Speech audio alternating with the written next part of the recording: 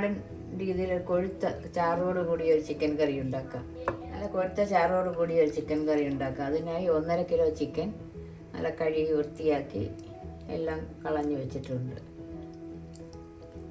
ഇനി ഈ കറിയിലേക്ക് വേണ്ട മറ്റ് സാധനങ്ങൾ: സ്പൈസസ്, പട്ട, ഗ്രാമ്പൂ, ഏലക്ക, പെരുംജീരകം, ബേ ലീവ്സ്, തക്കോലം, ജാതിപത്രി, ജാതിപത്രി അത് 2 പീസ് വേണം. പിന്നെ ഒരു കുടം വെളുത്തുള്ളി ചതച്ചത്, ഒരു വലിയ കഷ്ണം ഇഞ്ചി ചതച്ചത്, ഒരു 6 ഉള്ളി അരിഞ്ഞു വെച്ചിട്ടുണ്ട്, 2 ചെറിയ തക്കാളി അരിഞ്ഞത്, ലാസ്റ്റ് ചേർക്കാനായി മല്ലിയില, ഒരു 3 ടേബിൾ സ്പൂൺ തൈര്, ഉപ്പ്, വെളിച്ചെണ്ണ, മസാലപ്പൊടികൾ, മുളക് പൊടി, മഞ്ഞൾപ്പൊടി, മല്ലിപ്പൊടി, ഗരം മസാലപ്പൊടി, പിന്നെ കടുക്. ഇത്രയാണ് ഈ കറിക്ക്. കറിവേപ്പില. ഈ കറിക്ക് വേണ്ട സാധനങ്ങൾ. ഇനി നമുക്കിതെങ്ങനെ ഉണ്ടാക്കാൻ നോക്കാം. അടുപ്പിൽ വെച്ചാൽ സ്റ്റവ് കത്തിക്കാം. പാത്രം ചൂടാകട്ടെ. പാത്രം ചൂടായിട്ടുണ്ട്. അതിലേക്ക് ലേശം 1.5 ടേബിൾ സ്പൂൺ വെളിച്ചെണ്ണ ഒഴിക്കാം. വെളിച്ചെണ്ണ ഒന്ന് ചൂടാകുമ്പോൾ നമുക്ക് 1/2 ടീസ്പൂൺ കടുകിട്ട് പൊട്ടിക്കാം. കടുകൊന്ന് പൊട്ടട്ടെ. കടുകെല്ലാം പൊട്ടിയ ശേഷം നമുക്ക് സ്പൈസസ് ഇടാം.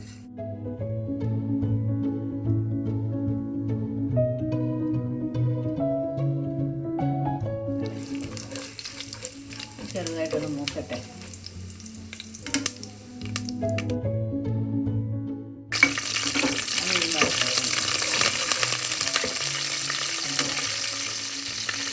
ഉള്ളി ചേർക്കാം.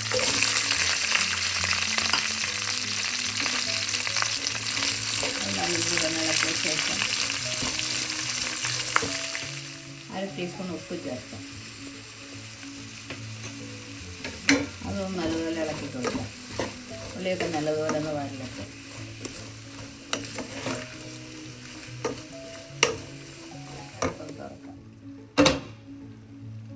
ഉള്ളിയൊക്കെ ഒരുവിധം ചെറുതായി വാടിയിട്ടുണ്ട്. ഈ സമയം നമുക്ക് ഇഞ്ചി, വെളുത്തുള്ളി, പച്ചമുളക്, കീറിയ പച്ചമുളകും കൂടെ ചേർക്കാം. ചതച്ച ഇഞ്ചി, വെളുത്തുള്ളി,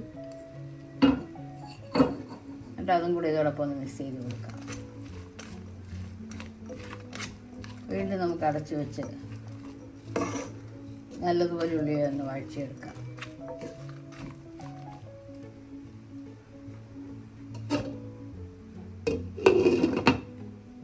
തുറക്കാം. ഉള്ളിയൊക്കെ നല്ലതുപോലെ വഴന്നിട്ടുണ്ട്. ഈ സമയം ഉള്ളി നമുക്ക് സൈഡിലോട്ടൊന്ന് മാറ്റിയ ശേഷം മസാലപ്പൊടികൾ ചേർക്കാം. 1 ടേബിൾ സ്പൂൺ കാശ്മീരി മുളക് പൊടി, 1 ടീസ്പൂൺ എരിവുള്ള മുളക് പൊടി, 1 ടേബിൾ സ്പൂൺ മല്ലിപ്പൊടി,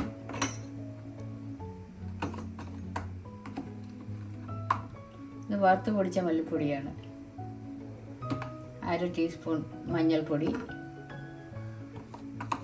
1/2 ടീസ്പൂൺ ഗരം മസാലപ്പൊടി. ഇതെല്ലാം കൂടെ നമുക്ക് ഈ ഓയിലൊന്ന് മൂപ്പിക്കാം.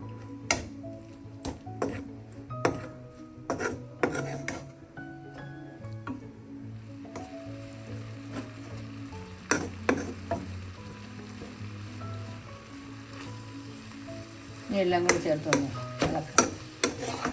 പച്ചമണം മാറുന്നവരെ നമുക്കൊന്ന് മിക്സ് ചെയ്യാം.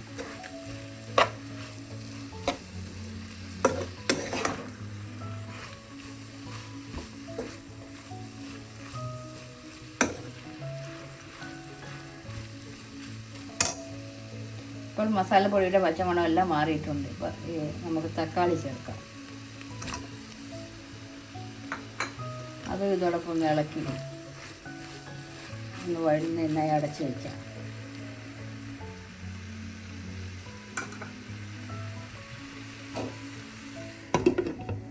തുറക്കാം.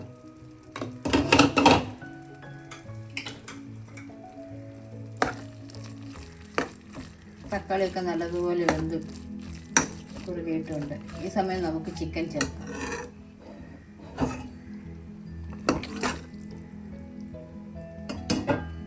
ചേർത്ത് നമുക്ക് നല്ലതുപോലെ ഒന്ന് ഇളക്കി കൊടുക്കാം.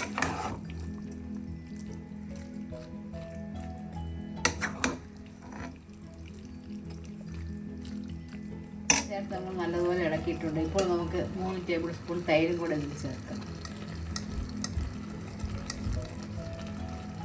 അത് ഇതോടൊപ്പം മിക്സ് ചെയ്യും.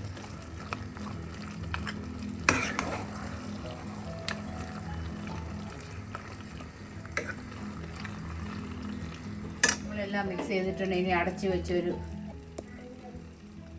4-5 മിനിറ്റ് ഒന്ന് മീഡിയം ഫ്ലെയിമിലൊന്ന് വേവിച്ചെടുക്കാം. അടുപ്പ് തുറക്കാം. ചിക്കനിൽ നിന്നൊക്കെ വെള്ളം ഇറങ്ങാൻ തുടങ്ങിയിട്ടുണ്ട്. ഈ സമയം നമുക്കൊന്ന് ഇളക്കി കൊടുത്ത ശേഷം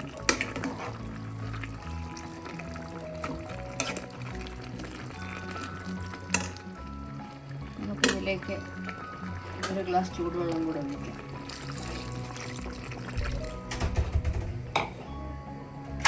വീണ്ടും ഇളക്കിയ ശേഷം അടച്ച് വെച്ച് ഒരു 10 മിനിറ്റ് മീഡിയം ഫ്ലെയിമിൽ വേവിച്ചെടുക്കാം. അപ്പോൾ നമുക്ക് ഉപ്പൊന്ന് നോക്കാം.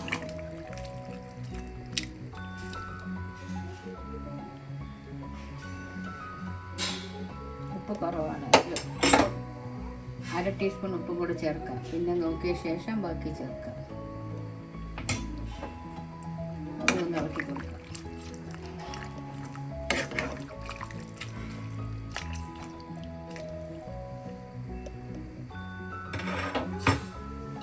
അടച്ച് വെച്ച് മീഡിയം ഫ്ലെയിമിൽ വേവിക്കാം. അടുപ്പ് തുറക്കാം. ചിക്കനിലേക്ക് ഒന്ന് വെള്ളം ഇറങ്ങുന്നു. ഈ സമയം നമുക്ക് ഇളക്കി കൊടുത്ത ശേഷം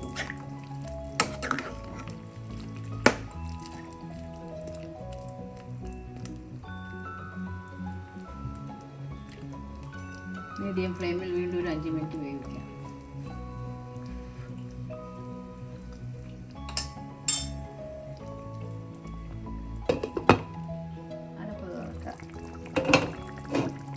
കറിയൊക്കെ ഒരുവിധം വെന്ത് കുറുകിയിട്ടുണ്ട്.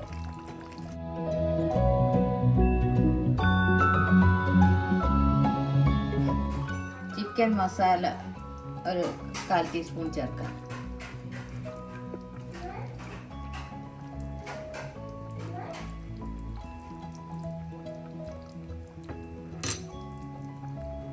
അതൊന്ന് ഇളക്കി കൊടുക്കാം.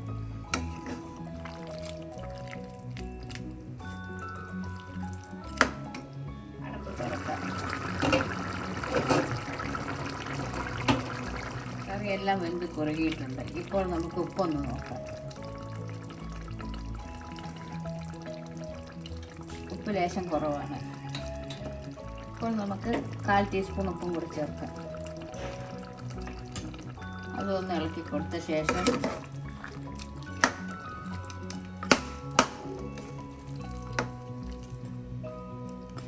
ചിക്കൻ കറി റെഡിയായിട്ടുണ്ട്.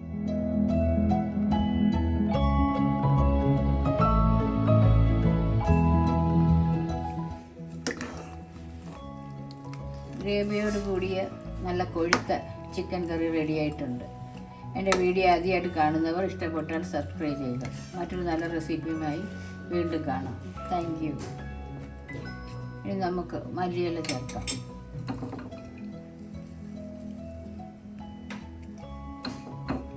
മല്ലിയില ചേർത്ത് അടച്ച് വയ്ക്കാം. തണുത്ത ശേഷം നമുക്കൊരു സെർവിംഗ് ബൗളിലോട്ട് മാറ്റാം.